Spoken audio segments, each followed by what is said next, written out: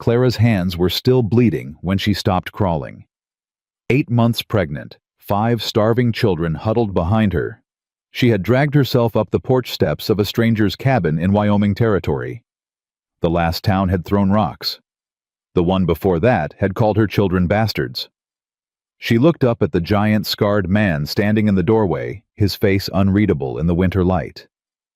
"Please," she whispered through cracked lips. "Not for me. For them." The cowboy's eyes moved to the 5 small faces pressed against their mother's skirts. He said nothing. The snow kept falling. Before we begin this journey together, I'd love for you to subscribe to our channel and follow Clara's story to the very end. Drop a comment below telling me which city you're watching from. I want to see how far this story travels. Now, let's begin. The stagecoach driver didn't even help her down. "End of the line, lady." He jerked his chin toward the frozen street. "Thornton Creek. Population not enough to matter." Clara Dawson gripped the seat with white-knuckled hands. Her back screamed. The baby pressed against her spine like a fist. Behind her, 5 pairs of eyes waited terrified, hungry, trusting her to know what came next. She didn't know. She hadn't known for 3 months. "Mama." 6-year-old Samuel tugged her sleeve. "Is this where the man lives?" "Yes, sweetheart. The one from the letters." Clara thought of the letters she'd written to Caleb Thornton, the careful lies she'd constructed. Widow of good character, 2 children. She'd halved the number because 5 sounded like too much burden. She'd said nothing about the baby growing inside her, the baby that belonged to a husband who wasn't dead at all. "Mama, I'm cold." That was Annabelle, 4 years old, her lips already turning blue. "Me too." The twins, Joseph and Benjamin, 8 years old, pressed together for warmth. Little Rosie just too whimpered in Clara's arms, too weak to cry properly anymore. Clara climbed down from the stagecoach. The cold hit her like a physical blow. Wyoming winter wasn't like Boston winter. This cold had teeth. This cold wanted her dead. "Which way to the Thornton Ranch?" The driver pointed north without looking at her. 3 miles. Follow the creek." 3 miles. "You got legs, don't you?" He was already climbing back onto his seat. "Not my problem if you can't use 'em." The stagecoach pulled away, leaving Clara and her 5 children standing in the middle of an empty street as snow began to fall. Samuel's hand found hers. "Mama, I can carry Rosie." "No, baby, she's too heavy." "I'm strong. Pa said—" He stopped. They didn't talk about Pa anymore. Clara looked down the street. A general store, a saloon, a church with a crooked steeple. People moving behind windows, but no one coming out to help. She started walking. The first mile wasn't so bad. Clara kept the children moving, kept them talking about what the ranch might look like. Maybe there'd be horses. Maybe there'd be a warm fire. Maybe the man would let them stay just for the night, just until she could figure out what came next. The second mile, Annabelle started crying. "My feet hurt, Mama." "I know, sweetheart. Keep walking." "I can't." "You can." Clara's voice came out sharper than she intended. "You have to." Joseph stumbled. Benjamin caught him. The twins looked at her with eyes that had seen too much disappointment, too much hunger, too much of their mother falling apart. "Just a little further," Clara whispered. "Just a little more." The third mile she fell. Her foot caught on something, a rock, a root, her own exhaustion, and she went down hard. Rosie screamed. The baby inside her lurched. Clara's hands hit the frozen ground, and the skin tore open, blood blooming red against the white snow. "Mama!" Samuel was beside her instantly. "Mama, get up!" She couldn't. Her body had given out. 8 months pregnant, 3 days without proper food.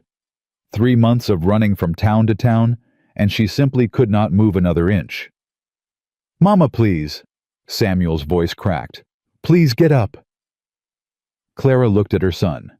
This boy, who had lost his father, lost his home, lost everything except his trust in her, and something broke inside her chest. "I'm sorry," she whispered. "Sam, I'm so sorry." For what? For everything. For choosing wrong. For believing Thomas when he said he loved her. For bringing 5 children into a world that didn't want them. "There's a house." Benjamin's voice cut through her despair. "Mama, look, there's a house." Clara lifted her head. Through the falling snow she could see it, a cabin, solid and real, smoke curling from the chimney. A barn. Fences. Life. "Help me up." The children pulled together. Samuel on one side, Joseph on the other, Benjamin pushing from behind. Annabelle carried Rosie, now staggering under the weight but refusing to let go. Clara walked. One step. Then another. Then another. They reached the porch as the last light faded from the sky. Clara didn't knock. She didn't have the strength. She simply collapsed against the door, her bloody hands leaving streaks on the wood, her children clustering around her like frightened birds. The door opened, and Caleb Thornton looked down at her with eyes that had seen hell. He was bigger than she'd imagined. That was her first thought. Taller than any man she'd ever known, with shoulders broad enough to block the light from inside. A beard covered the lower half of his face, dark with threads of gray. A scar ran from his collar up the left side of his neck, disappearing into his hairline, puckered, angry, old. But it was his eyes that stopped her breath. Brown, almost black, and so full of pain that looking at them felt like drowning. "Please." The word scraped out of her throat. "Please. I know I lied. I know I said 2 children, but there are 5, and I'm—" Her hand pressed against her belly. "I'm 8 months along, and I have nowhere else to go, and they're hungry. They haven't eaten in 2 days, and I'll do anything. I'll work. I'll—" Stop. One word. Deep. Quiet. Final. Clara stopped. Caleb Thornton looked at her for a long moment. Then his gaze moved past her to the 5 small faces huddled on his porch. Samuel trying to look brave. Joseph and Benjamin holding each other. Annabelle still clutching rosy tears frozen on her cheeks. Something shifted in those dark eyes. Something that might have been recognition. "How long since they ate?" Clara blinked. "What?" "The children. How long since they ate proper—" 2 days. Maybe 3. I had some bread, but—" Caleb turned and walked into the house. Clara didn't move. She didn't know if she was supposed to follow. She didn't know if this was acceptance or dismissal. She knelt on his porch, bleeding and broken, waiting for the verdict. He came back with a blanket. "Get inside." He draped it over her shoulders, then reached down and lifted Rosie from Annabelle's arms. The child didn't protest. She was too tired, too cold, too far gone to care who held her. "All of you. Inside, now." The children moved. Clara tried to stand and failed. Without a word, Caleb shifted Rosie to one arm and pulled Clara to her feet with the other. His grip was firm, but careful, like he was handling something that might shatter. "Can you walk?" "I think so." "Then walk." She walked. The inside of the cabin was warm. That was all Clara registered at first, warmth, blessed warmth seeping into her frozen bones. A fire blazed in a stone hearth. The smell of cooking meat hung in the air. Somewhere a clock ticked. "Sit." Caleb pointed to a chair by the fire. "Don't move." Clara sat. The children clustered around her, silent, watchful. Caleb moved through the cabin with surprising grace for such a large man. He set Rosie on a cushioned bench near the fire, wrapping her in another blanket. He ladled something from a pot on the stove into bowls stew. Clara realized her stomach clenching with desperate hunger. He set the bowls on the table. "Eat." The children didn't move. "It's all right," Clara whispered. "Go ahead." They descended on the food like wolves. Even Samuel, who always tried to be polite, shoved spoonfuls into his mouth without pausing to breathe. Clara watched them eat and felt tears burning her eyes. "You too." She looked up. Caleb stood before her holding a bowl. "I'm not hungry." Liar. He pushed the bowl into her hands. "Eat. The baby needs it even if you don't." Clara ate. The stew was simple beef, potatoes, onions, but it was the best thing she'd ever tasted. Warmth spread through her body. The baby kicked once, twice, as if thanking her. When the bowls were empty, Caleb collected them without comment. He refilled them. The children ate again. Finally, when even the twins couldn't manage another bite, Caleb pulled a chair across from Clara and sat down. "Now," he said quietly, "the truth." Clara's hands tightened in her lap. You told me you were a widow. 2 children." His dark eyes held hers. "You ain't a widow, are you?" The silence stretched like a wire. "No." The word came out small, broken. "My husband didn't die. He left. 3 years ago. Ran off with his debts and another woman, and left me with 5 children and nothing. And the baby." Clara closed her eyes. This was the worst part. The part that would damn her. 6 months ago, he came back. Said he'd changed. Said he wanted to see the children. I believed him. Her voice cracked. "I was lonely. I was so tired of doing everything alone. And he stayed one night, and then he was gone again, and I was pregnant." "Yes." "And you told people he was dead because a woman who can't keep her husband ain't fit to raise children." Clara's eyes flew open, blazing with sudden fury. "That's what they said. His family, the church, the whole damn town. They tried to take my children. Said I was unfit. Said I was—" She stopped, breathing hard. Caleb was quiet for a long moment. "You lied to survive." "I lied because I had no choice." Clara met his gaze. "I'll lie again if I have to. I'll do whatever it takes to keep my children safe. If that makes me a sinner, then I'll answer to God for it. But I won't apologize to you." Something flickered across Caleb's face. Surprise, maybe. Or respect. 5 children, he said slowly. "And a baby coming." "Yes." "You know what people will say when they find out you're here, when they see you're not the widow you claim to be. I don't care what people say. You should.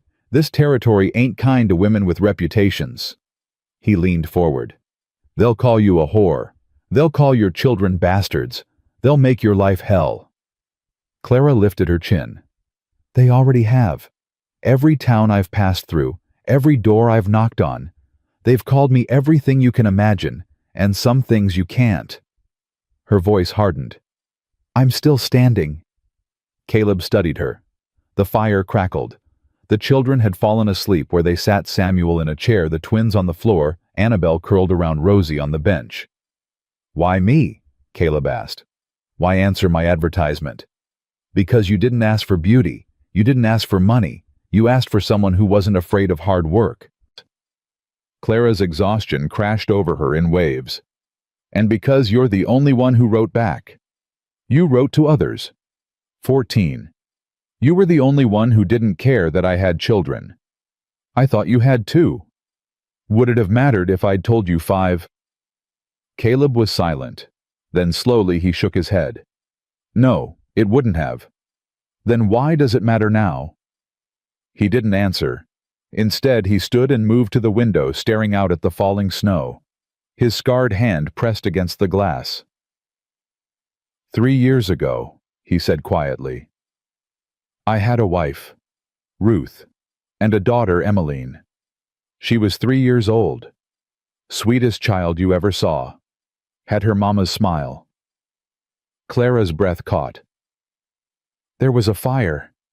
I was in town when it started. By the time I got back, his voice dropped. I couldn't save them. Couldn't do anything but watch them die. Caleb? I ain't telling you this for sympathy. He turned to face her. I'm telling you because I need you to understand what you're walking into. The man who set that fire, he was hired, paid to burn me out. I found him. I killed him with my bare hands." Clara didn't flinch. The man who paid him is still out there, still waiting, still trying to take this land. Caleb's jaw tightened. His name is Elijah Prescott. He's the judge in this territory. He owns the bank. He owns half the town. And he will come for you too if you stay. Why are you telling me this? Because you have a choice. Caleb crossed the room and knelt before her, bringing himself to her level. I can give you money. Enough to get you and your children somewhere safe. Somewhere Prescott can't touch you. You can walk away right now and I won't blame you. Clara looked at this man, this scarred, broken, dangerous man, who had fed her children, warmed her bones, and was now offering her an escape she hadn't asked for. And if I stay, if you stay, you're my wife, in name, in law, in every way that counts. His dark eyes held hers. I won't touch you unless you want me to. I won't demand anything you ain't willing to give, but I will protect you. I will protect your children, with my life if it comes to that. Why? The question hung between them. Because I spent 3 years dying alone in this house. Caleb's voice roughened. Because I need a family. Because your children need a father. Because... He stopped, jaw working. Because maybe God sent you to me. Or maybe I'm just too stubborn to let you freeze to death on my porch. Clara looked at her children. Samuel so brave. The twins so loyal. Annabelle so gentle.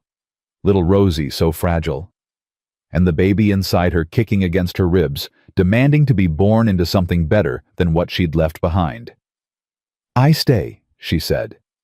Caleb exhaled slowly. You're sure? No. A ghost of a smile crossed her lips.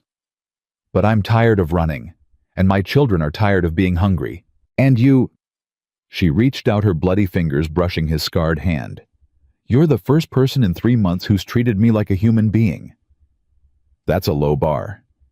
It's my bar, and you cleared it. Caleb looked at her hand on his. Then he turned his palm up, letting her fingers rest against his calluses. Tomorrow, he said, we'll go to town. Get the marriage done proper. Legal. So no one can take you or those children away. And tonight? Tonight you rest. He stood, pulling her gently to her feet.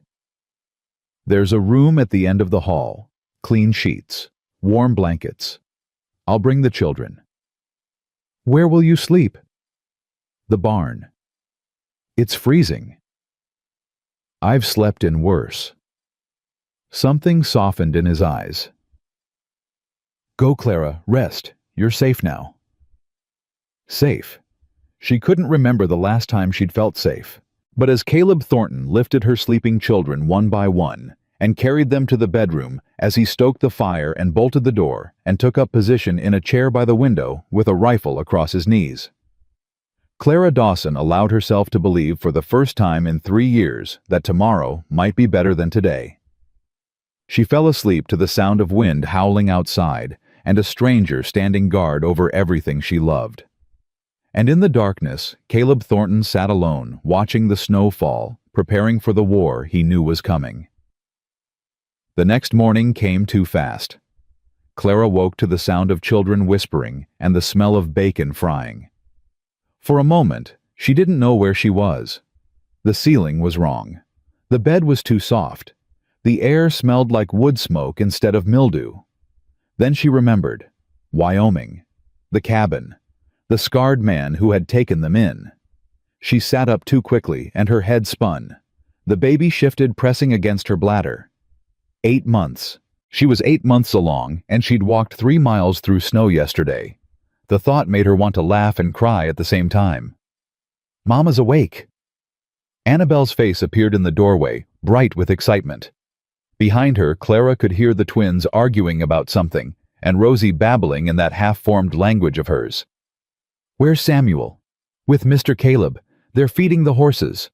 Annabelle climbed onto the bed, her small body warm against Clara's side. Mama, there are 17 horses. Samuel counted. Did he?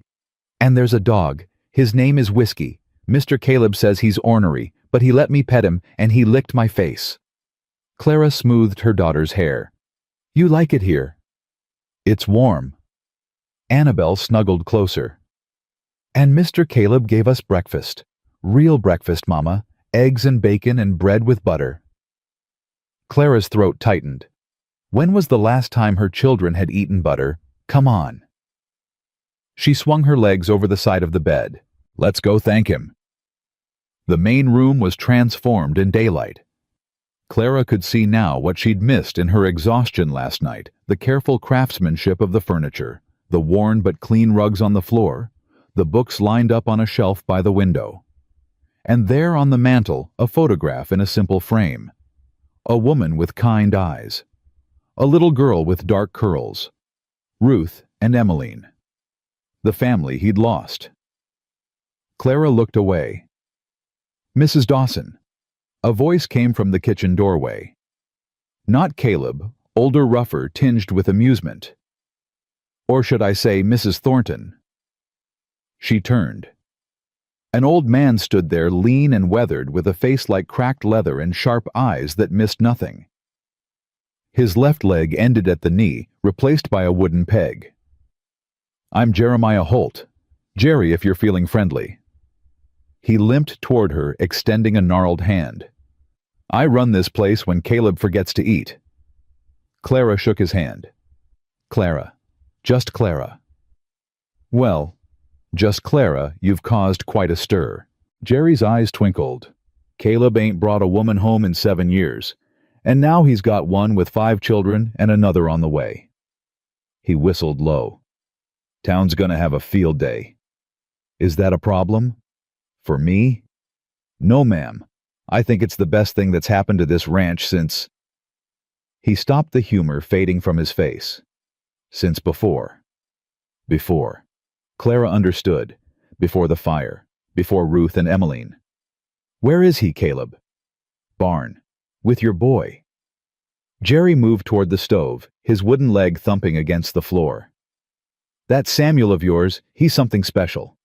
Caleb showed him how to brush down a horse this morning, and the kid took to it like he was born in a saddle. Clara felt a pang of something, gratitude maybe, or fear. Samuel had never had a man pay attention to him. Thomas had barely acknowledged his children existed. I should go see them. Eat first. Jerry pointed to the table where a plate of food waited. You're eating for 2, and one of them's been kicking up a storm all night. I could hear you tossing from the other room. You heard. These walls ain't thick, ma'am. Don't worry. I've raised 4 children of my own, buried 2 of them. There ain't much that shocks me anymore. Clara sat. She ate.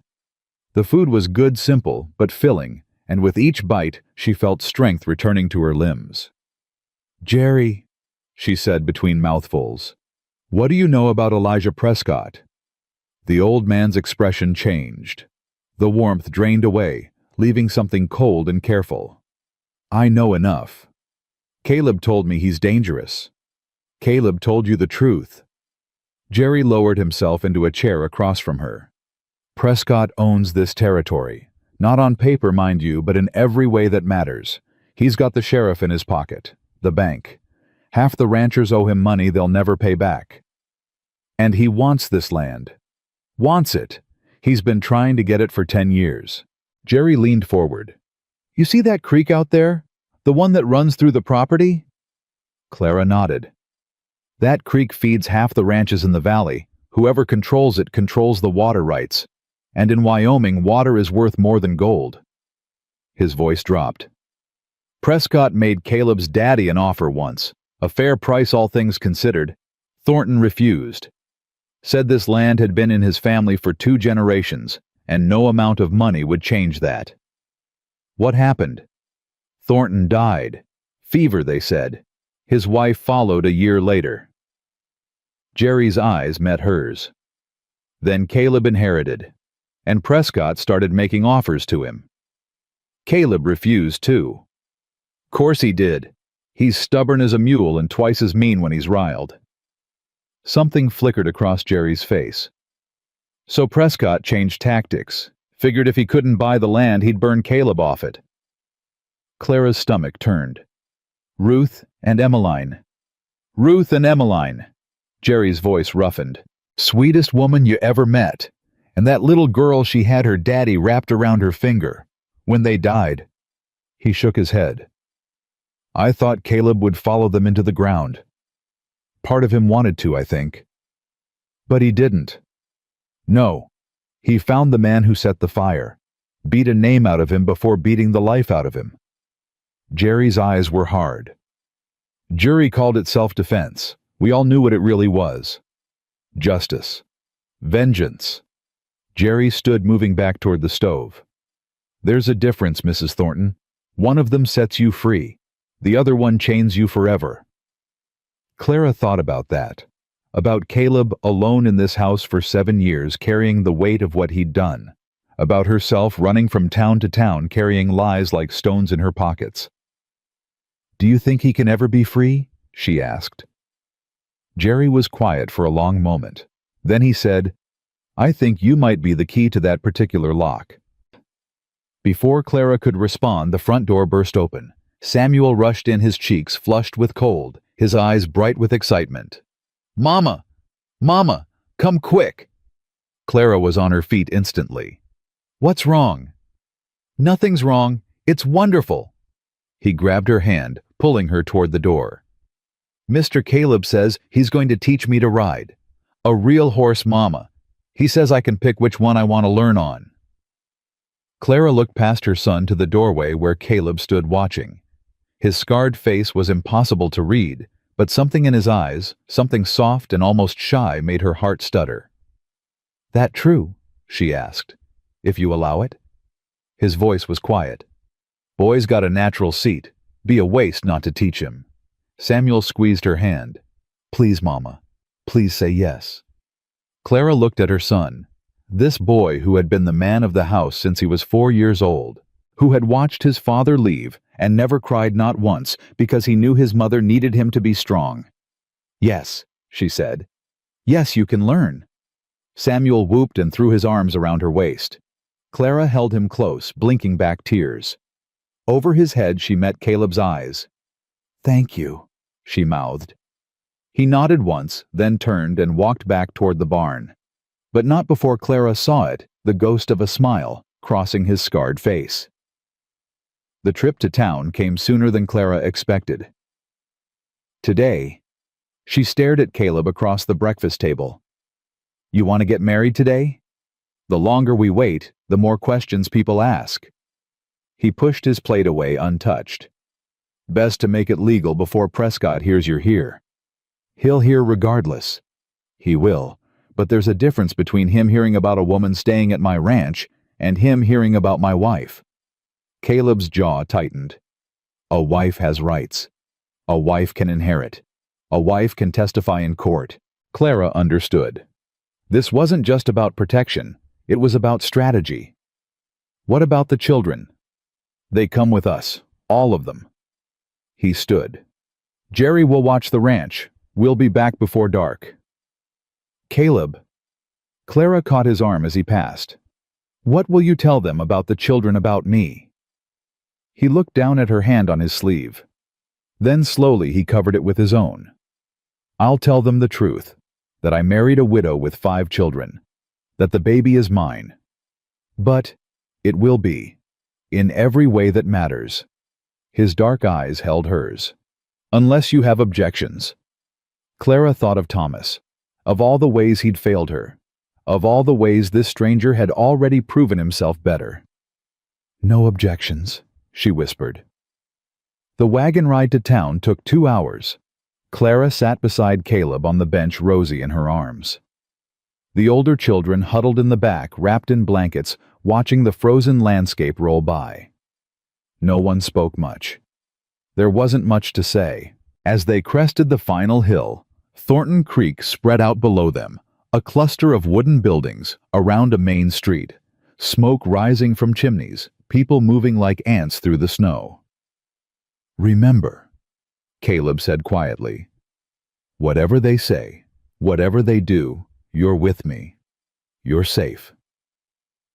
Clara nodded, but her heart was racing. The whispers started before they even reached the church.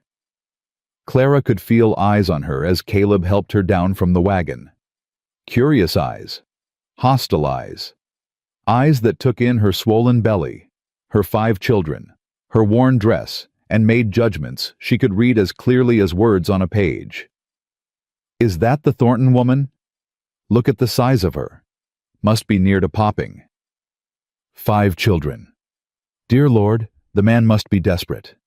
Clara kept her chin up. She'd heard worse. Caleb's hand found the small of her back, warm, steady, anchoring her. Together they walked toward the church. The minister was a thin man with watery eyes and a nervous habit of wringing his hands. He looked at Clara's belly, then at the children, then at Caleb. Mr. Thornton, this is unexpected. I'm here to get married, Reverend Miller. Yes, I can see that. The minister's gaze kept drifting to Clara's midsection. The banns haven't been read. There are procedures. I'm aware of the procedures. Caleb's voice hardened. I'm also aware that you married the Harrison couple last month with no banns and no questions asked. Because Harrison owed money to Prescott's bank, and a married man can't have his wages garnished. Reverend Miller paled. That was different. Was it? Caleb stepped closer, using his height to full advantage. Marry us, Reverend, now, or I'll make sure every person in this territory knows about the arrangement you have with Judge Prescott. The minister's hands wrung faster. Mr. Thornton, I really must protest. I really must insist. The wedding took all of 10 minutes. Clara repeated vows she barely heard, her mind swimming with exhaustion and fear, and something that might have been hope. She felt Caleb's hand holding hers, rough with calluses, gentle in its grip, and she thought, this is real. This is happening. I am this man's wife. You may kiss the bride. Clara's breath caught. She hadn't thought about this part. Caleb turned to her. Something flickered in his dark eyes. Uncertainty, maybe, or apology. Then he leaned down and pressed his lips to her forehead. It wasn't romantic. It wasn't passionate. But it was kind. Mrs. Thornton, he murmured against her skin. Let's go home. They didn't make it to the wagon before the trouble started. Caleb Thornton. The voice rang out across the street, sharp and commanding. Clara turned. A man was striding toward them, tall, silver-haired, dressed in clothes too fine for this muddy little town. His face was handsome in a cold way, like a marble statue. His eyes were the color of a winter sky. Judge Prescott. Caleb's voice was flat. I'd say it's a pleasure, but my mama raised me not to lie. Amusing as always. Prescott stopped a few feet away, his gaze sliding over Clara with undisguised contempt. I heard you'd taken in a stray. I didn't realize you'd married her. What I do on my land is my business. Everything in this territory is my business. Prescott smiled a thin, cruel expression that didn't reach his eyes. Tell me, Mrs. Thornton, where exactly did you come from? Clara felt the children pressing closer behind her. Samuel's hand found hers, squeezing tight. Boston, she said evenly. Boston. How charming. Prescott circled them slowly like a wolf examining prey. And your first husband, the one who left you with all these blessings, dead. Is he? Prescott's smile widened. Funny. I have contacts in Boston, business associates. When I heard about Caleb's new bride, I asked them to do some digging. He pulled a folded paper from his pocket. Thomas Dawson, gambler, debtor, last seen in Philadelphia 3 months ago, very much alive. Clara's blood turned to ice. Interesting, Prescott continued. A woman who lies about her husband's death. What else might she lie about, I wonder? That's enough. Caleb stepped forward, putting himself between Clara and the judge. Whatever game you're playing, Prescott, leave her out of it. Oh, but she's already in it. She became part of it the moment she set foot on your property. Prescott tucked the paper back into his pocket. I'm going to enjoy this, Thornton, watching you fall, watching everything you care about crumble to dust. You tried that once before. And I'll try again, as many times as it takes. Prescott's eyes were cold as death. This territory isn't big enough for both of us. One day soon you'll realize that. And by then, it will be too late. He turned and walked away, his footsteps echoing on the wooden boardwalk. Clara realized she was shaking. Caleb, not here. His hand gripped her elbow, steering her toward the wagon. Get the children. We're leaving. But he knows. He knows I lied about Thomas. I said not here. His voice was sharp, almost harsh. Then softer. Please, Clara. Just get in the wagon. She got in the wagon. The ride home was silent except for Rosie's whimpering. Clara held her daughter close, staring at Caleb's rigid back, watching his hands grip the reins until his knuckles turned white. He knows, she thought. Prescott knows everything, and now he's going to use it against us. They were halfway to the ranch when Caleb finally spoke. He can't prove anything. He has contacts. He said, I heard what he said. Caleb's jaw was tight. Doesn't matter. You're my wife now. Legal. Binding. Whatever Thomas Dawson was or wasn't, you're Clara Thornton. That's all anyone needs to know. And if he tells people, if he spreads rumors, let him. Caleb's voice hardened. People in this town have been whispering about me for 7 years. Called me a murderer, a madman, a monster. He glanced at her. Their words can't hurt us unless we let them. You really believe that? I have to. His eyes returned to the road. It's the only way I've survived this long. Clara looked at her children. Samuel was staring at the horizon, his young face troubled. The twins huddled together, whispering. Annabelle had fallen asleep against Joseph's shoulder, and Rosie was finally quiet in Clara's arms. What happens now? She asked. Now we go home. We eat. We sleep. Caleb's scarred hand flexed on the reins. And tomorrow we prepare. Prepare for what? He didn't answer. But Clara saw his eyes flick to the rifle mounted beneath the seat, and she understood. War was coming. The first attack came 3 days later. Clara woke to the sound of screaming. Not human screaming, animal screaming. High and terrible, cutting through the night like a knife. She was out of bed before she was fully awake, her heart pounding, her hands reaching for the children. But the children were already awake, already clustering around her, their faces white with fear. Mama, what is it? Stay here. Clara pushed them toward the corner of the room. Stay here and don't move. She ran into the main room. Caleb was already at the door, rifle in hand, Jerry right behind him. What's happening? Horses. Caleb's face was grim. Someone's in the barn. He was gone before she could stop him, disappearing into the darkness. Jerry followed, his wooden leg thumping against the porch. Clara stood in the doorway, watching the orange glow that was beginning to rise from the direction of the barn. Fire. The word hit her like a physical blow. Fire like the one that had killed Ruth and Emmeline. Fire, the weapon Prescott had used before. Mama, Samuel appeared beside her. Mama, I can help. No! She grabbed his arm, pulling him back. You stay with your brothers and sisters. You keep them safe. But Mr. Caleb can take care of himself. Your job is to take care of them. She pointed to the younger children who were crying now, clinging to each other. Can you do that for me? Samuel's face hardened with determination beyond his years. Yes, ma'am. Good boy. Clara kissed his forehead, then turned and ran toward the barn. The smoke hit her first thick and choking, then the heat radiating in waves. Through the open barn doors, she could see flames climbing the walls, horses thrashing in their stalls, Caleb fighting to free them. The water trough! Jerry was shouting. Get the buckets! Clara grabbed a bucket and plunged it into the trough. The water was ice-cold, shocking against her skin. She threw it at the nearest flame, then went back for more. Again. Again. Again. Her arms screamed. Her lungs burned. The baby kicked furiously, protesting the smoke, the exertion, the terror. "Clara!" Caleb's voice cut through the chaos. "Get out the roof!" A beam crashed down, showering sparks. Clara stumbled backward, falling hard on her side. Pain shot through her hip, her belly, her heart. Strong arms grabbed her, hauling her to her feet. "I told you to get out!" Caleb's face was black with soot, his eyes wild. The baby.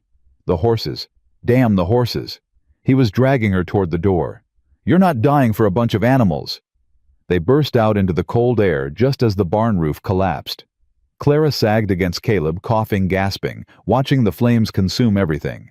The horses, most of them at least, had made it out. They milled in the paddock, terrified and singed, but alive. The barn was gone. "Prescott!" Caleb's voice was barely human. "That son of a... You don't know that." Clara's throat was raw. "You can't prove... I don't need to prove it." He pulled away from her, stalking toward the paddock. "I know. The same way I knew about Crawford. The same way I know what that bastard took from me. Caleb. He burned my family." Caleb spun to face her, and Clara saw something in his eyes that terrified her. A darkness, a fury, something barely contained. "He burned my barn. What's next, Clara?" "You. The children. We're alive. We're all alive. For now." His hands clenched at his sides. "But I can't protect you. Don't you see I can't protect anyone? I couldn't protect Ruth and Emmeline, and I can't." Clara slapped him. The sound cracked through the night. Caleb's head snapped to the side. When he looked back at her, shock had replaced the fury. "Listen to me." Clara grabbed his face, forcing him to meet her eyes. "You are not alone anymore. Do you understand? You are not fighting this battle by yourself. I am here. My children are here. We are your family now, and we don't run." "Clara, I have been running for 3 years, 3 years of fear and hunger and watching my children suffer. I am done running." Tears streamed down her face, cutting tracks through the soot. "So whatever Prescott throws at us, we face it. Together. That's what you said. That's what you promised." Caleb stared at her. The fire crackled behind them, casting dancing shadows across his scarred face. Then slowly, he reached up and covered her hands with his. "Together," he whispered. "Together." They stood there in the ruins of the barn, holding each other, while the snow began to fall and the flames slowly died. In the distance, somewhere in the darkness, a horse galloped away. And Clara knew, with absolute certainty, that this was only the beginning. The days after the fire blurred together in a haze of exhaustion and fear. Clara worked until her hands bled, hauling water, salvaging what they could from the wreckage, keeping the children fed and calm, while her own heart raced with terror every time the wind shifted. Caleb barely slept. She heard him pacing at night, checking locks, standing guard at windows. The darkness under his eyes deepened. The set of his jaw grew harder. On the 4th day, Jerry pulled her aside. "He's going to break." Clara looked toward the paddock where Caleb was repairing fences, his movements mechanical, his face blank. "What do you mean?" "I've seen it before, after Ruth and Emmeline." Jerry's weathered face creased with worry. "He went somewhere dark. Took him months to come back, and even then, part of him stayed in that darkness. What can I do? Make him feel something other than rage." Jerry's eyes met hers. "Make him remember why he's fighting." That night, after the children were asleep, Clara found Caleb sitting alone by the fire. His scarred hands hung between his knees. His eyes stared at nothing. She sat beside him without speaking. Minutes passed. The fire crackled. Outside, the wind howled. "I keep seeing them." His voice was so quiet she almost missed it. "Ruth and Emmeline." Standing at the window, reaching for me. His hands clenched. "I dream about it every night. the glass too hot to touch, the screaming, and I can never. Caleb, I should have died with them. The words came out broken. I should have burned. Instead, I'm here and they're gone, and nothing I do will ever. Clara took his face in her hands, forced him to look at her. Listen to me. Her voice was fierce. Ruth would not want you to die. Emmeline would not want you to give up. They loved you. And love doesn't ask for destruction. Love asks for survival. How do you know what they'd want? Because I'm a mother. Tears burned her eyes. And if I died tomorrow, the only thing I would want is for my children to live, to find happiness, to build something beautiful from the ashes. Caleb's breath shuddered. I don't know how. Then let me show you. Clara pressed her forehead to his. Let me help you remember. You're not alone anymore. You don't have to carry this by yourself. Clara. I need you. The words tore out of her. My children need you. This baby needs you. We came here with nothing and you gave us everything. Don't you dare leave us now. His hands came up, gripping her wrists. She felt him trembling. I'm scared. The admission seemed to cost him everything. I'm scared that I'll fail you. The way I failed them. Then be scared, be terrified, but keep fighting anyway. She pulled back to look at him. That's what courage is, not the absence of fear, just the refusal to let it win. Caleb stared at her for a long moment. Then slowly something shifted in his eyes. The darkness receded. The deadness faded. Where did you come from? He whispered. Boston. No. A ghost of a smile crossed his lips. I mean really, where did God find a woman like you? He didn't find me. I found you. Clara smiled back. Answered your advertisement, remember. Best decision I ever made. Putting an ad in the paper. No. His hand came up, cupping her cheek. Writing back to you. She turned her face into his palm. Felt the calluses, the scars, the warmth of him. Caleb? Yeah. Kiss me. Really kiss me. Not like in the church. He hesitated. Clara, you don't have to. I want to. She met his eyes. I want to feel something good. Something real. Something that isn't fear or grief or running. Just once I want to feel like maybe everything will be all right. He kissed her. Not gentle. Not tentative. Not the careful kiss of strangers learning each other. This kiss was fire and desperation and hunger. This kiss was two broken people reaching for something to hold on to. This kiss was the beginning of something neither of them had expected. When they finally broke apart, both breathing hard, Clara rested her hand on his chest. Felt his heart pounding beneath her palm. Don't give up, she whispered. Promise me. I promise. Swear it. I swear on my life. He pressed his lips to her forehead. On Ruth's memory. On Emmeline's soul. I won't give up. Clara believed him. The next morning, Caleb was different. Not healed, not whole, but present in a way he hadn't been since the fire. He ate breakfast with the family. He helped Samuel with his riding lesson. He carved a wooden horse for Rosie and let Annabelle braid his hair while she giggled at how silly he looked. Clara watched it all with a heart so full it hurt. This, she thought. This is what family looks like. The peace lasted exactly 3 days. Clara was teaching the twins their letters when the sound of hoofbeats cut through the quiet afternoon. Multiple horses, moving fast. Children. Her voice was calm, even as her blood turned to ice. Go to the back room. Now. Mama. Now, Samuel.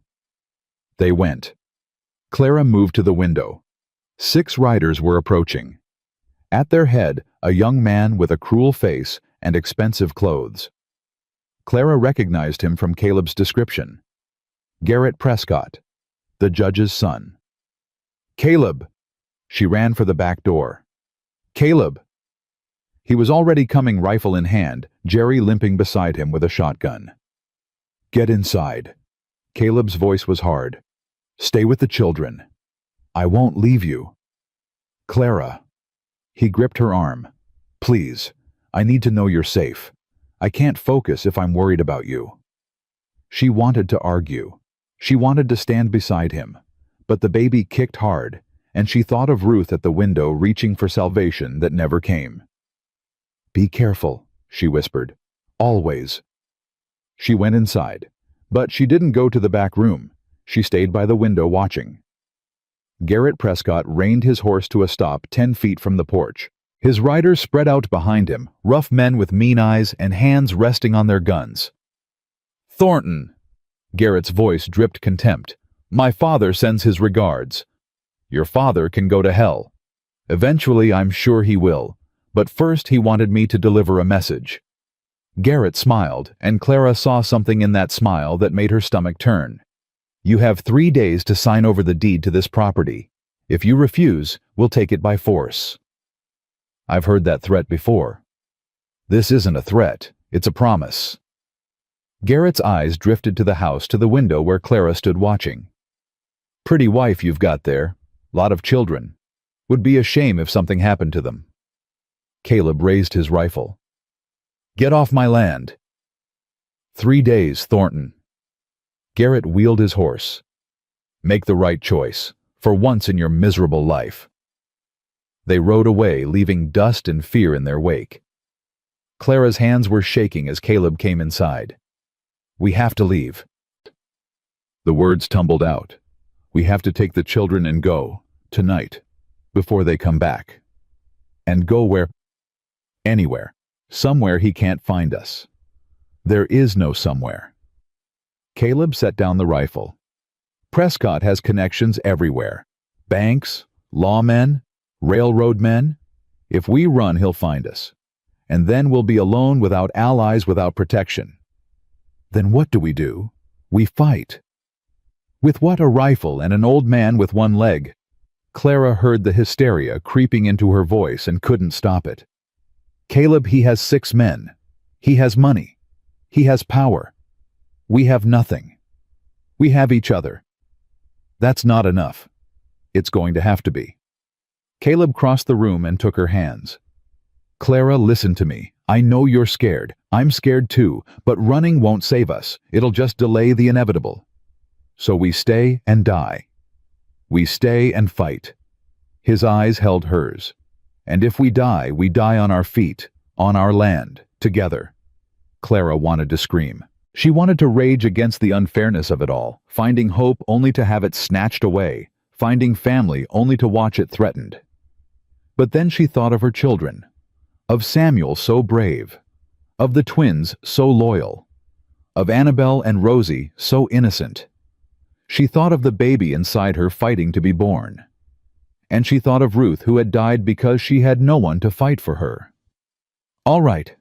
Clara straightened her spine. "Then we fight, but not like this, not waiting for them to come to us." "What do you mean? Prescott's power comes from secrets, from lies, from the things people are afraid to say out loud." Clara's mind was racing now. What if we took that power away? What if we exposed him for what he really is? How he owns the sheriff, he owns the bank, he doesn't own everyone. Clara thought of the whispers she'd heard in town, the sidelong glances, the fear in people's eyes. There must be others. Other people he's hurt, other families he's destroyed. If we could find them, if we could convince them to speak out. They're too scared. Then we make them brave. Clara gripped his hands. We show them they're not alone. We show them that if they stand together, Prescott can't touch them. Caleb was silent for a long moment. Then slowly, a smile spread across his scarred face. You're something else, you know that. Is that a yes? It's a hell yes. He pulled her close. Let's burn that bastard to the ground. They started that very night. Jerry, it turned out, knew everyone's secrets. Decades of living in this territory had given him a network of information that would make a spy jealous. "The Hendersons," he said, spreading a rough map across the kitchen table. "Prescott foreclosed on their farm 2 years ago. Made up debts they never owed. They're living in a shack outside town now, barely surviving. Will they talk? If they think there's a chance." Jerry pointed to another spot. "The widow Morrison. Her husband died in a mining accident. Prescott owned the mine, never paid her a cent of compensation." "Who else?" "The Chens. Chinese family who ran the laundry. Prescott's men burned them out last year. Everyone knows it, but no one can prove it." Jerry's face darkened. "There's a dozen more like them. Maybe 2 dozen. All scared, all silent, all waiting for someone to speak first." "Then we speak first." Clara looked at Caleb. "We go to each of them. We tell them our story. We ask them to tell theirs. And then we take it to the territorial governor." Clara's voice hardened. "Prescott may own this town, but he doesn't own the territory. Not yet. The governor's in Cheyenne. That's a 3-day ride. Then someone needs to make that ride." Caleb shook his head. "I'm not leaving you." "You have to." Clara touched his face. "I'll be safe here. Jerry will watch over us, but someone needs to get word to the governor, and it can't be me. Not like this." She pressed her hand to her belly. "Clara. 3 days there, 3 days back. That's less than a week." She held his gaze. "We can survive a week." Caleb's jaw worked. She could see the war inside him, the need to protect her fighting against the logic of her words. "I'll leave at dawn," he finally said. "But I'm taking Jerry with me. He knows the territory better than anyone." "Then who'll—" "Samuel." Clara blinked. "Samuel? He's 6 years old." "He's the bravest 6-year-old I've ever met." Caleb's voice was quiet but firm. "And he loves you more than his own life. If something happens, he'll do whatever it takes to protect you." "He's a child." "So was I when my daddy taught me to shoot." Caleb met her eyes. "I'll teach him before I go. Just the basics. Enough to buy time if he needs it." Clara wanted to refuse. Every instinct screamed against putting a weapon in her son's hands. But then she thought of Garrett Prescott's smile, of the hunger in those cruel eyes. "Teach him," she whispered. The next 2 days were a blur of preparation. Caleb taught Samuel to load a rifle to aim to squeeze the trigger without flinching. Clara watched her little boy transform into something harder, something older, and her heart broke, even as it swelled with pride. "You're doing good, son." Caleb's voice was patient, encouraging. "Real good." "Will I have to shoot someone?" Samuel's face was pale but determined. "I hope not, but if you do—" Caleb knelt beside him. "You protect your mama. You protect your brothers and sisters. And you don't hesitate, understand?" "Yes, sir." "Good man." Caleb ruffled his hair. "I'm proud of you, Samuel. Your daddy should have told you that every day." "You're not my daddy." Caleb went still. "Not yet." Samuel looked up at him with eyes too old for his young face. "But I hope you will be. Someday. If that's okay." Clara saw Caleb's throat work, saw the tears he blinked back. "Yeah," he said hoarsely. "Yeah, that's okay." The morning Caleb left was the hardest morning of Clara's life. She stood on the porch watching him saddle his horse, trying to memorize everything about him, the way he moved, the set of his shoulders, the scar that ran up his neck like a map of everything he'd survived. 6 days, he said, pulling her close. Maybe 7. I'll be back before you know it. Promise me. I promise. Swear it. He kissed her deep, desperate, full of everything neither of them could say. I swear on my soul, he whispered. I'm coming back to you. Nothing in this world can stop me. Then go. Clara pushed him toward his horse. Go before I change my mind and make you stay. He mounted. Jerry was already waiting, provisions packed, rifle ready. Take care of her, Caleb called to Samuel, who stood on the porch with the rifle Caleb had given him. "Yes, sir." "Take care of each other." Then he was gone, riding hard toward the horizon, toward hope, toward salvation. Clara watched until he disappeared from sight. Then she turned to her children. "All right," she said, "let's get to work." The first day passed without incident. Clara kept the children busy, chores, lessons, anything to distract them from the fear that hung over the house like a shroud. Samuel patrolled the property like a tiny soldier, his rifle clutched tight, his eyes scanning the horizon. "You don't have to do that all day," Clara told him. "Come inside. Rest." Can't rest. His jaw was set in a way that reminded her painfully of Caleb. "Promised I'd protect you." "Samuel." "I'm not going to fail, Mama." He looked at her with eyes that held too much weight. "Not like Pa did." Clara's heart cracked. "Your father didn't fail us." "He left. That's failing." Samuel's voice was flat. "Mr. Caleb won't leave. He promised. And I'm going to make sure he has something to come back to."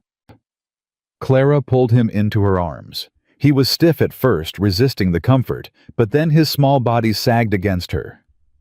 "I'm scared, Mama," he whispered. "I know, baby. I'm scared too. But we're not running.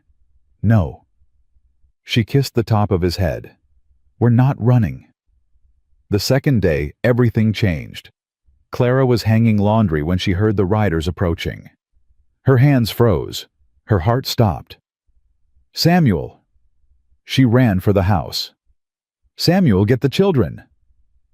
But Samuel was already moving, herding his siblings toward the back room, rifle in hand. "Stay down," Clara told them. "Stay quiet, no matter what you hear." She grabbed the shotgun Jerry had left, checked the load, moved to the window. Garrett Prescott was back. But this time he'd brought more men, a dozen at least, and behind them a wagon carrying something covered with canvas. "Mrs. Thornton?" Garrett's voice rang across the yard. Come out wherever you are." Clara didn't move.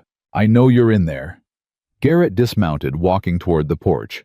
"I know your husband ran off to Cheyenne. I know you're all alone. Well, almost alone." He smiled. "Bunch of brats don't count." "Get off my land." Clara's voice was steady, even as her hands shook. "Your land?" Garrett laughed. "This hasn't been your land for years. My father owns the deed. Has since your husband defaulted on a loan he never took out." He pulled a paper from his pocket. "See, all legal. All proper." "That's a forgery." "Prove it." Garrett's smile widened. "Oh, wait, you can't.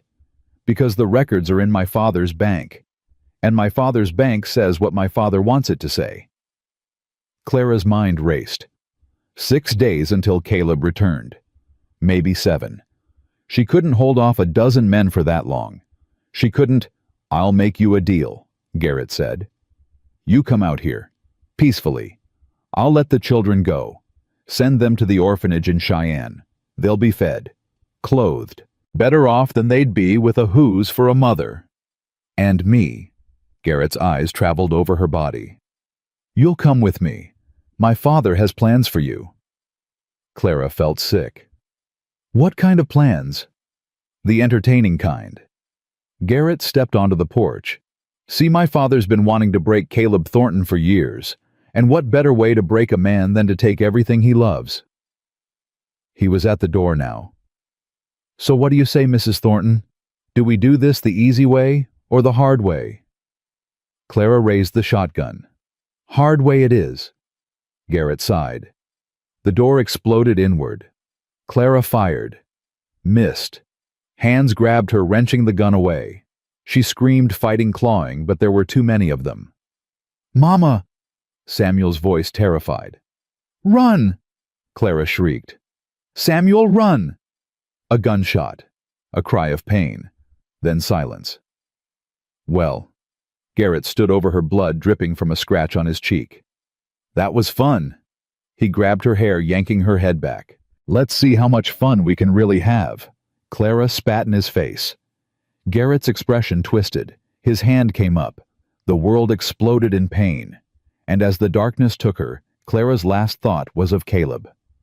"Come back to me," she prayed. "Please, God, let him come back to me." Then there was nothing. Clara woke to the taste of blood and the sound of weeping. Her head throbbed. Her vision swam. She tried to move and found her hands bound behind her back, her body slumped against something hard and cold. "Mama?" Samuel's voice. Terrified. Close. Clara forced her eyes open. Her children huddled together in the corner of what looked like a cellar stone wall's dirt floor, a single lantern casting shadows. Samuel had a gash on his forehead, blood dried on his cheek. The twins were crying silently. Annabelle clutched Rosie so tight the toddler whimpered. "I'm here." Clara's voice came out cracked. "I'm here, babies. I'm okay." "You're not okay." Samuel crawled toward her. "They hit you.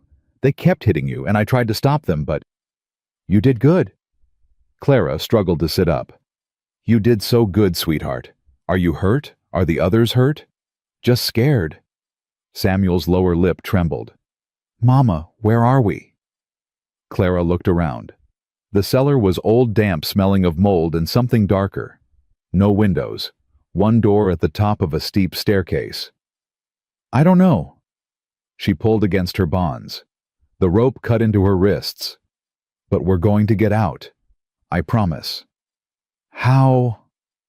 Before Clara could answer, the door above creaked open. Footsteps descended. Heavy. Deliberate. Garrett Prescott emerged from the darkness, a smile playing on his lips. "Ah, the lady wakes." He stopped at the bottom of the stairs, arms crossed. "I was starting to worry I'd hit you too hard. Father would be disappointed if you died before the main event." "What do you want?" "What do I want?" Garrett laughed. "I want your husband to suffer. I want to watch him realize that everything he loves is gone. I want to see the look on his face when he finds your body." Clara's blood turned to ice. "You're going to kill me." "Eventually. But first—" Garrett moved closer. "First, we're going to have some fun. Father's hosting a little gathering tomorrow night. All the important people in the territory. And you're going to be the entertainment." "I don't understand." "You will." Garrett crouched before her, his face inches from hers. "See, my father has been trying to destroy Caleb Thornton for years. But Thornton's stubborn, won't break, won't bend, won't sell." His eyes glittered. "But you're his weak spot, his precious new wife. If we break you in front of him publicly, completely, he'll never stop fighting you. Oh, he will, when he watches what we do to you. When he sees what's left." Garrett stood. Men like Thornton think they're strong, but they're not. They're fragile. All it takes is the right leverage. Clara's stomach heaved. "You're a monster." "I'm a Prescott." He smiled. "Same thing, really." He climbed the stairs. The door slammed shut. A lock clicked. Clara sat in the darkness, her children crying around her, and tried to think. There had to be a way out. There had to be something she could do. The rope. She worked at it, twisting her wrists, ignoring the pain as the fibers bit into her skin. Blood made her fingers slippery. Good. Slippery was good. "Mama, you're bleeding." "I know, sweetheart." Clara kept working. "Samuel, I need you to listen to me. Can you do that?" "Yes, ma'am." "Good boy." The rope loosened slightly. "If I can get free, I'm going to create a distraction. When I do, I need you to take your brothers and sisters and run. Don't look back. Don't wait for me. Just run." "I won't leave you." "You have to." Clara's voice cracked. "Samuel, you have to. Promise me." "No." "Samuel." "No." His small voice echoed in the cellar. "Pa left. I won't leave. I won't be like him." Clara's heart shattered. "Oh, baby." I'm staying. Samuel's jaw set in that stubborn way she knew so well. We're family. Family sticks together. That's what Mr. Caleb said. Tears burned Clara's eyes. He did say that, didn't he? He said a lot of things.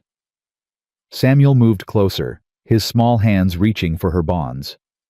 He said I was brave. He said I was strong. He said I was the man of the house when he wasn't here. You are. Then let me help. Samuel's fingers found the knot. I can't undo it, but maybe I can loosen it more. Together they worked, Clara pulling, Samuel picking at the knot. The twins stopped crying and watched. Even Annabelle seemed to hold her breath. After what felt like hours, the rope gave way. Clara's hands came free. She gasped, shaking feeling back into her fingers, ignoring the raw wounds on her wrists. Good boy. She pulled Samuel into her arms. Such a good, brave boy. What now? Clara looked toward the stairs. The door was locked. No windows. No weapons. But she wasn't helpless. She'd never been helpless. Now, she said, we wait. And when they open that door, we fight. The wait was agony. Clara pressed her ear to the cellar door, listening. Footsteps above. Voices.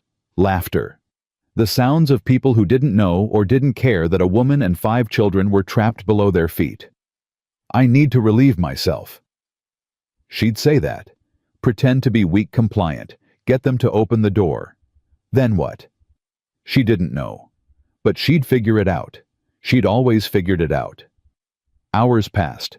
The children slept fitfully. Clara didn't sleep at all. The baby kicked. Hard. Insistent. Not yet, Clara whispered. Please, not yet. But her body had its own timeline. Contractions rippled through her, mild at first, then stronger. Closer together. No, no, no, no. Mama, Annabelle's sleepy voice. Are you okay? I'm fine, sweetheart. Clara breathed through the pain. Go back to sleep. She wasn't fine. The baby was coming. Maybe not today, maybe not tomorrow, but soon. Too soon. And she was trapped in a cellar with 5 children and no way out. God, she prayed. If you're listening, if you ever listened, help me. Help us. The door opened. Clara scrambled back, pulling the children behind her. But it wasn't Garrett who descended the stairs. It was a woman, older, gray-haired, dressed in expensive clothes. Her face was familiar somehow, though Clara couldn't place it. Mrs. Thornton. The woman stopped at the bottom of the stairs. We don't have much time. Who are you? My name is Margaret Prescott, Elijah's sister. The woman glanced toward the door. And I'm here to help you escape. Clara didn't move. Why should I trust you? You shouldn't. I've stood by while my brother destroyed lives. I've kept silent while he burned and murdered and stole. Margaret's voice shook. But I watched what Garrett did to you. I watched him drag you here like an animal. And I can't... She pressed a hand to her mouth. I can't be silent anymore. You're betraying your family. My family betrayed themselves the moment they chose cruelty over humanity. Margaret pulled something from her pocket. A key. There's a back entrance to this cellar. Old servant's passage. It comes out near the stables. Clara took the key. Her hands were trembling. Why are you doing this? Because I had a daughter once. Margaret's eyes glistened. She fell in love with a man my brother disapproved of. Elijah destroyed him. And my daughter... Her voice broke. She couldn't live with the guilt. She took her own life 3 years ago. I'm sorry. Don't be sorry. Get out. Get your children somewhere safe. Margaret moved toward the stairs. I'll try to delay them. Buy you time. Wait. Clara grabbed her arm. Caleb. He rode to Cheyenne to get the governor. Margaret's eyes widened. The governor? We have evidence. Proof of what your brother has done. If Caleb can reach him. The governor is here. Margaret's voice dropped. He arrived this afternoon. Elijah invited him for tomorrow's gathering. Clara's heart leaped. Here in town. At the hotel, room 12. Margaret glanced toward the door. If you can get to him before Elijah realizes what's happening. I can do it. Clara was already moving, gathering the children. Margaret, thank you. Don't thank me, just survive. Margaret climbed the stairs. And Mrs. Thornton, make my brother pay for what he's done. The door closed. Clara turned to her children. Listen to me. Her voice was low, urgent. We're going to move fast and quiet. Samuel, you lead. I'll carry Rosie. Twins hold hands and don't let go. Where are we going? Joseph whispered. To find help. Clara fitted the key into the lock of the back passage. And then we're going to end this. The passage was dark, narrow, smelling of earth and decay. Clara moved by feel, one hand on the wall, the other holding Rosie against her chest. Behind her, the children followed in silence.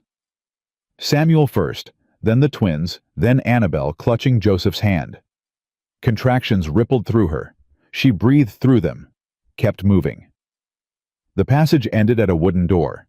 Clara pushed it open, bracing for guards, for gunshots, for disaster. Nothing. Just cold air and starlight and the distant sound of horses. This way. She led them through the shadows, staying low, moving toward the lights of town. Her body screamed for rest. Her wrists throbbed. The baby pressed down, demanding to be born. Not yet. Just a little longer. The hotel was a two-story building at the edge of the main street. Lights glowed in several windows. Room 12. Margaret had said room 12. Stay here.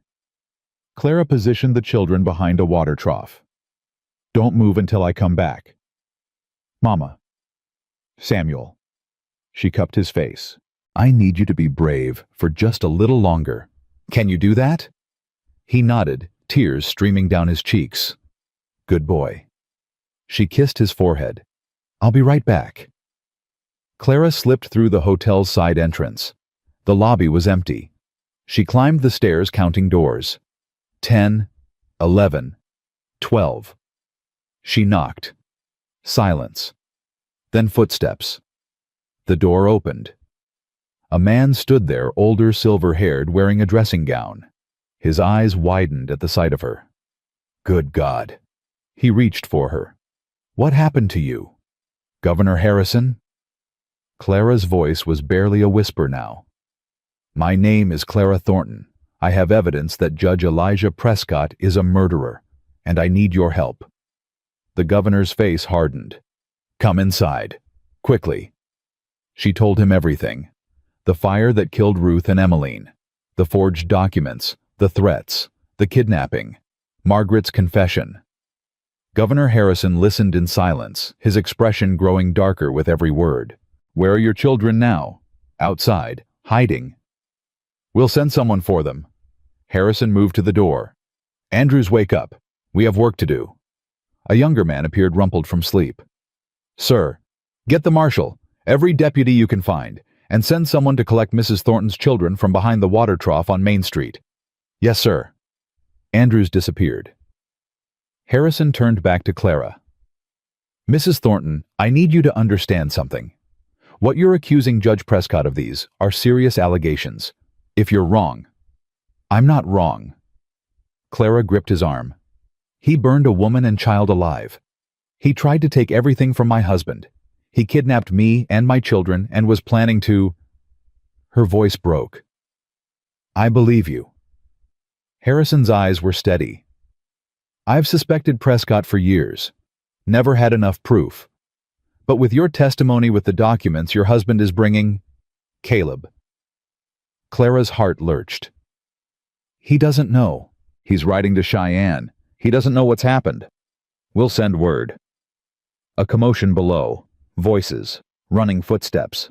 Then a sound that made Clara's blood freeze. A gunshot. Stay here. Harrison grabbed a pistol from his desk. Lock the door behind me. He was gone before Clara could argue. She stood alone in the room, swaying on her feet. The contractions were coming faster now, closer together. No, no, no, no. The door burst open. Clara screamed, grabbing the nearest object, a candlestick, and swinging wildly. Whoa! Clara, stop! She froze. Caleb stood in the doorway, wild-eyed, covered in dust and blood. Behind him, Jerry. Behind Jerry, Samuel, clutching Rosie. You came back. Clara dropped the candlestick. You came back. Got word from a rider heading south. Told me Prescott had taken you. Caleb crossed the room in 3 strides. Clara, are you hurt? The children? We're okay. She fell into his arms. We're okay. I thought I'd lost you. His voice cracked. I know. She pulled back to look at him. But you didn't. I'm here. We're all here. Another gunshot outside. Shouting. What's happening? Harrison's men are arresting Prescott. Caleb's face was grim. It's over, Clara. It's finally over. But even as he said the words, Clara felt it, a rush of warmth between her legs, a contraction so powerful it drove her to her knees. Clara. The baby. She gasped. Caleb, the baby's coming. Everything after that happened in fragments. Hands lifting her. A bed beneath her back. Caleb's voice steady, despite the fear in his eyes. A doctor appearing, barking orders. The children being led away, safe now, finally safe. And pain. Wave after wave of pain crashing over her like the tide. Push, Mrs. Thornton. The doctor's voice. Push now. Clara pushed. Screamed. Pushed again. I can see the head. Keep going. Caleb's hand gripped hers. You're doing amazing. You're so strong. Just a little more. I can't. You can. You've survived everything. You can survive this. One more push. A final desperate effort. And then a cry. Small, furious, absolutely perfect. It's a girl. The doctor's voice was thick. A beautiful baby girl. Clara sobbed, laughed, sobbed again. Caleb was crying too. Tears streaming down his scarred face as the doctor placed the baby in Clara's arms. Hello? Clara pressed her lips to her daughter's forehead. Hello, my sweet girl. She's perfect. Caleb's voice was raw. She's absolutely perfect. What should we name her? Caleb was quiet for a moment. Then he said, Ruth. Ruth Margaret Thornton, for the woman I lost. And the woman who saved you. Clara looked up at him through her tears. Ruth Margaret. It's beautiful. So is she. Caleb kissed Clara's forehead. So are you. Outside, the sounds of chaos were fading. Order returning. Justice being served. But in that room, in that moment, there was only this, a family newly born holding on to each other in the aftermath of storm. It's over, Clara whispered. It's over. Caleb wrapped his arms around her and their daughter. And everything else is just beginning. The trial of Elijah Prescott began 3 weeks after Ruth was born. Clara sat in the front row of the packed courthouse, her daughter sleeping in her arms. Beside her, Caleb's hand rested on her knee, steady, warm, anchoring her to the present. The room buzzed with whispers. Every seat was filled. People stood against the walls, crowded in doorways, craned their necks from the street outside. The whole territory, it seemed, had come to watch a powerful man fall. Elijah Prescott sat at the defendant's table, his face a mask of contempt. Gone was the polished judge, the respected banker. In his place sat a man stripped bare, his crimes laid out for all to see. The prosecution calls Clara Thornton to the stand. Clara handed Ruth to Caleb. Their eyes met. You don't have to do this, he whispered. Yes, I do. She kissed his cheek. For Ruth, for Emmeline, for everyone he's ever hurt. She walked to the stand. The room fell silent. The prosecutor, a sharp-eyed man named Harrison, the governor's nephew, approached her with a sheaf of papers. "Mrs. Thornton, please tell the court what happened on the night of December 14th. Clara took a breath, and she began. She told them everything: the kidnapping, the cellar, Garrett's threats, Margaret's courage, the escape through the servants' passage, the baby born in the aftermath of chaos. She didn't cry. She didn't waver. She spoke clearly, precisely, looking Prescott in the eye as she described every horror he had inflicted. When she finished, the room was silent. No further questions. Harrison returned to his seat. Prescott's lawyer, a nervous young man who clearly wished he was anywhere else, stood. "Mrs. Thornton, isn't it true that you lied about your first husband's death?" "Yes." "And isn't it true that you came to this territory under false pretenses?" "Yes." "So you admit you're a liar?" Clara lifted her chin. "I admit I did what I had to do to protect my children. I lied because the truth would have gotten them taken from me. I lied because the world is cruel to women without husbands and children without fathers." Her voice hardened. "But I never burned anyone alive. I never stole anyone's land. I never kidnapped a pregnant woman and threatened to murder her children. Can your client say the same?" Murmurs rippled through the crowd. The lawyer flushed. No further questions. Clara returned to her seat. Caleb's hand found hers immediately. "You were incredible," he whispered. "I was terrified." Couldn't tell. He pressed his lips to her temple. "I'm so proud of you." The trial lasted 4 days. Witness after witness came forward, the Hendersons, who testified about the fraudulent foreclosure. The widow Morrison, who wept as she described her husband's death in Prescott's mine. The Chens, who spoke through an interpreter about the night their laundry was burned to the ground. Margaret Prescott took the stand on the 3rd day. She was pale, trembling, but her voice was steady as she described years of silence, years of complicity, years of watching her brother destroy lives while she said nothing. "Why didn't you come forward sooner?" the prosecutor asked. "Because I was afraid." Margaret's eyes found Clara's across the room. "Because I told myself it wasn't my business. Because I convinced myself that family loyalty mattered more than justice." She shook her head. "I was wrong. I was a coward. And people died because of my cowardice." "What changed your mind?" "Mrs. Thornton?" Margaret's voice cracked. "I watched Garrett drag her into that cellar. I watched him hurt her. And I thought of my daughter. Of what she might have become if she'd had someone willing to fight for her." Tears streamed down her face. "I couldn't save my daughter, but I could save Clara Thornton. I could finally do something right." The courtroom was silent. On the 4th day, the jury delivered their verdict. On the charge of conspiracy to commit murder in the deaths of Ruth and Emmeline Thornton, guilty. Clara's hand flew to her mouth. Caleb went rigid beside her. On the charge of arson, guilty. On the charge of kidnapping, guilty. On the charge of fraud, guilty. On the charge of attempted murder, guilty.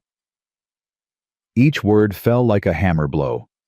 Prescott's face went white, then red, then a mottled purple. "You can't do this." He surged to his feet. "I built this territory. I made it what it is. You ungrateful." "Sit down, Mr. Prescott." The new judge appointed by the governor after Prescott's arrest was unmoved. "You will have a chance to speak at sentencing." "I won't sit down. I won't be silenced by these—" The bailiffs moved forward. Prescott struggled, cursing, spitting, as they wrestled him back into his chair. Clara watched it all with a strange sense of detachment. This man who had terrorized her, who had threatened her children, who had murdered Caleb's first family, he was just a man, small, weak, stripped of his power.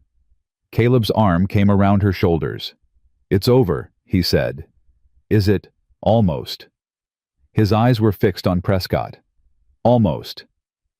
The sentencing came a week later. Elijah Prescott was condemned to hang.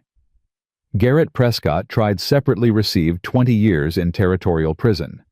Clara didn't attend the executions. Neither did Caleb. They stayed home with their children, building a fire, making dinner, living the ordinary life they had fought so hard to earn. But that night, after the children were asleep, Caleb sat on the porch, staring at the stars. Clara found him there, wrapped in a blanket Ruth cradled in his arms. "You should be sleeping," she said. "Can't."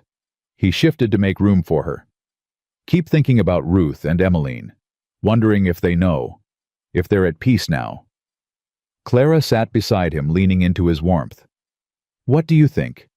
"I think—" His voice roughened. "I think they'd want me to stop living in the past, to stop carrying guilt for something I couldn't control." He looked at her. "I think they'd want me to be happy." "Are you happy?" "I don't know if happy is the right word." Caleb's hand found hers. "Content, maybe. Grateful. Hopeful." He lifted her fingers to his lips. "I spent 7 years expecting to die, planning for it almost. And then you showed up on my porch half frozen with 5 children and more courage than any person I've ever met. I was desperate, not courageous. Same thing sometimes." He smiled that rare, precious smile that transformed his scarred face. "You saved me, Clara. I don't know if I've ever told you that, but you did. You and those children of yours. You gave me something worth living for." Clara's eyes burned. "You saved us too." "Guess we're even then." "Guess we are." They sat in silence, watching the stars wheel overhead. Ruth stirred in Caleb's arms, making soft sounds of contentment. "I want to adopt them," Caleb said suddenly. Clara blinked. "What?" "The children. Samuel, Joseph, Benjamin, Annabelle, Rosie." His eyes met hers. "I want them to be mine. Legally. Officially. I want them to carry my name and know that no one can ever take them from us." Clara's heart swelled. "You mean that?" "I've never meant anything more." Caleb's voice was thick. "They're my children, Clara. Maybe not by blood, but by choice, by love, and I want the world to know it." Tears spilled down Clara's cheeks. "Yes, yes, of course. They'll be so happy." "And you?" Caleb cupped her face. "Are you happy?" Clara thought about everything they'd survived. The fire, the kidnapping, the trial, the terror and the grief and the moments when she'd been certain all was lost. And she thought about everything they'd gained. A home, a family, a future. "I'm happy," she whispered. "I'm happier than I ever thought possible." Caleb kissed her, then soft and sweet and full of promise. "Good," he murmured against her lips, "because I plan to spend the rest of my life making sure it stays that way." Spring came to Thornton Creek like a resurrection. The snow melted. The creek ran high and clear.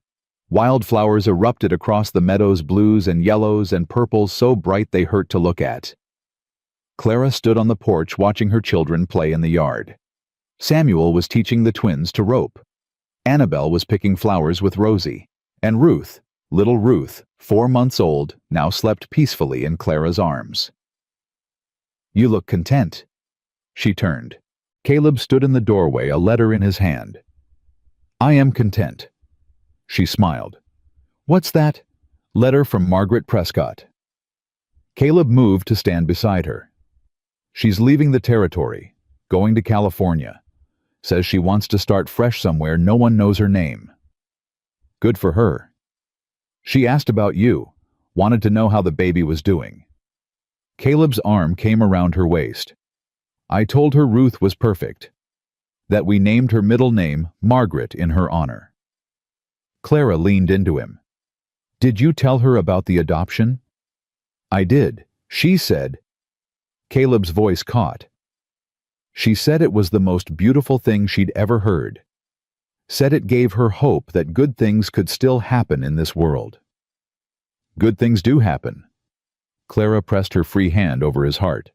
"We're proof of that." "We are." Silence settled between them, comfortable, peaceful. The kind of silence that comes from knowing someone completely and loving them anyway. Caleb, yeah, I never thanked you properly. For everything. You don't have to. Yes, I do. Clara turned to face him fully. When I answered your advertisement, I was running scared. I'd lied about everything, my husband, my children, my entire life. I expected you to throw me out the moment you saw the truth. I almost did. But you didn't. Her eyes held his. You looked at 5 hungry children and a desperate woman, and you saw something worth saving. You gave us a home when we had nothing. You gave us safety when we'd known only fear. You gave us... Her voice broke. You gave us you. Clara, I love you. The words came out fierce, certain. I love you, Caleb Thornton. Not because you saved me. Not because you're good to my children. I love you because you're the best man I've ever known. Because you're kind and strong and honest and brave. Because you kissed my forehead at our wedding, and I knew that I was finally safe. Caleb's eyes glistened. His jaw worked. For a long moment, he didn't speak. Then he pulled her close, Ruth cradled safely between them, and pressed his lips to her hair. I love you too, he whispered. More than I knew I was capable of loving anyone. More than I thought I'd ever love again. His arms tightened. You walked into my life, and you brought it back to life. You gave me a reason to hope, a reason to fight, a reason to believe that maybe I could deserve something good after all. You deserve everything good. So do you. He pulled back to look at her. We both do. After everything we've survived, we deserve this. Happiness. Peace. A future. Then let's take it. Clara smiled through her tears. Let's take it and never let go. Deal. Caleb kissed her deep and true and full of forever. In the yard, Samuel let out a whoop of triumph as his rope found its target. The twins cheered. Annabelle spun in circles, flowers flying from her hands. Rosie toddled after her, giggling. And on the porch, wrapped in each other's arms, Clara and Caleb Thornton watched their family play and thanked God for second chances. That evening they gathered around the dinner table, all of them together. Jerry had made his famous pot roast. Samuel said grace, his young voice steady and sure. The twins argued about who got the biggest piece of bread. Annabelle fed scraps to Whiskey under the table. Rosie banged her spoon against her bowl. And Ruth slept in her cradle by the fire, oblivious to the noise and love that surrounded her. I want to say something, Caleb announced. The table fell quiet. A year ago I was alone. I'd given up on everything, happiness, family, the future. His eyes moved around the table, touching each face. Then Clara came, and Samuel, and Joseph, and Benjamin, and Annabelle, and Rosie, and now Ruth. His voice thickened. You saved me. All of you. You saved me when I didn't know I needed saving. And He stopped, composing himself. I just want you to know that I'm grateful, every day, for every single one of you. Samuel's hand found Caleb's under the table. We're grateful too, Pa. Pa. The word hung in the air. Clara's breath caught. The twins went still. Even Rosie stopped banging her spoon. Pa, Joseph repeated softly. Pa, Benjamin echoed. Pa, Annabelle shouted joyfully. Caleb's face crumpled. Tears spilled down his cheeks, this strong, scarred man, weeping at his own dinner table, surrounded by children who had chosen to call him father. Clara reached for him. Her hand found his, their fingers intertwined. Family, she said softly. That's what we are now. Not because of blood, because of choice, because of love. Because of love, Caleb repeated. Love! Rosie shouted, and everyone laughed. That night, after the dishes were cleared and the children were sleeping, Clara stood at the window watching the stars. Caleb came up behind her, wrapping his arms around her waist, resting his chin on her shoulder. "What are you thinking?" he murmured. "I'm thinking about the woman who got on that stagecoach in Boston. She was so scared, so certain everything would fall apart."